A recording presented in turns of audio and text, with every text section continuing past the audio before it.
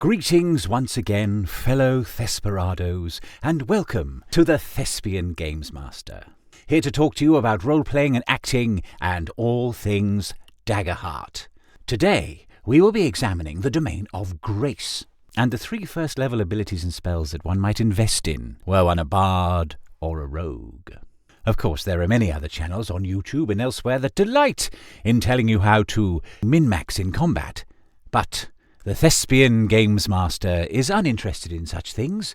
Instead, we will be talking about roleplay and acting. When I read the description of the Domain of Grace, I was most grateful to see that it is not about physical grace at all, because I am one of the most galumphing and uncoordinated people you could possibly meet.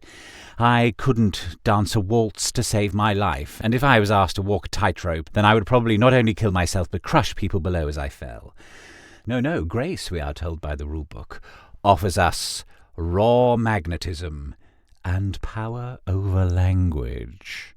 And so, what better place to examine this domain from but my vocal booth? It is important to realize that one can change the cadences of one's voice, should one require to, and use it to cajole, to wheedle, to command. And having full power over one's vocal acumen is part of the domain of grace. But of course here we are dealing with a role-playing game, and it is what one's character's voice sounds like. That is the important thing. It is up to the imagination, and through the imagination one empowers one's spirit of role-play. The description of grace talks about rapturous storytelling, charming spells, or a shroud of lies, all of which are absolutely fantastic springboards for your own theatrical prowess. And as we move into Thespianism, let us look at the first ability in the grace domain.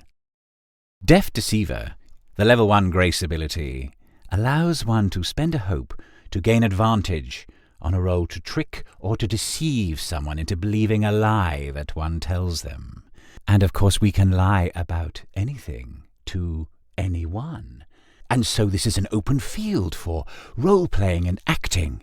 Perhaps one is cajoling the king into sending one reinforcements, or bartering with a merchant for a useless knick-knack that one has found while adventuring. The power of deceit, the power of acting.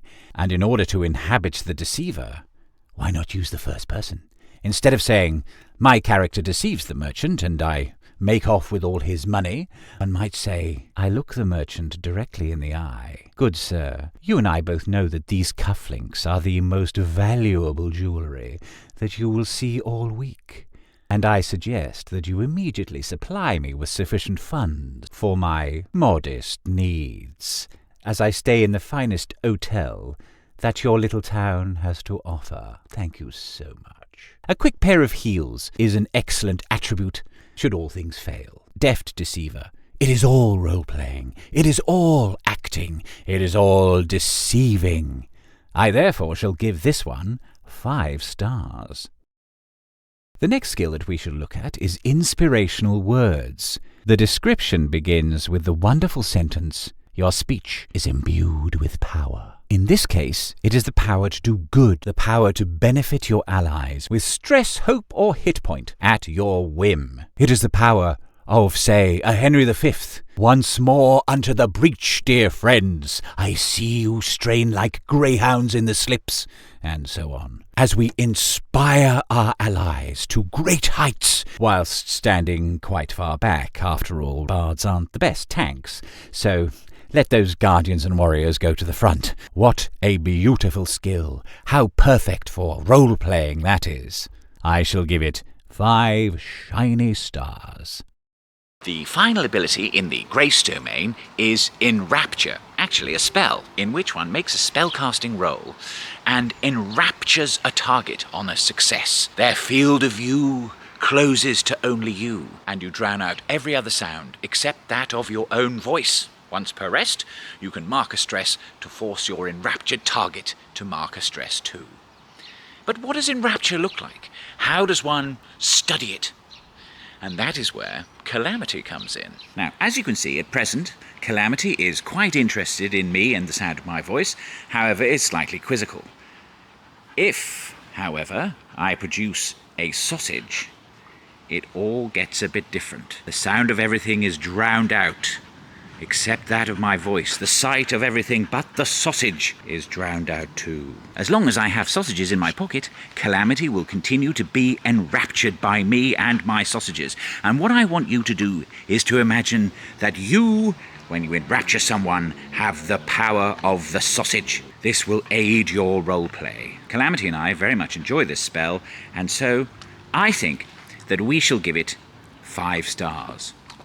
Calamity definitely gives 5 stars to the sausages.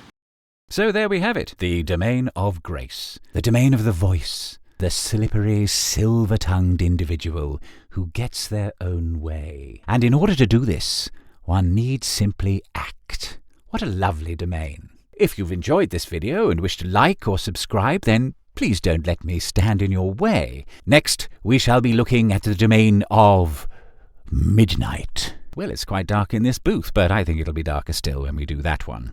So don't miss it.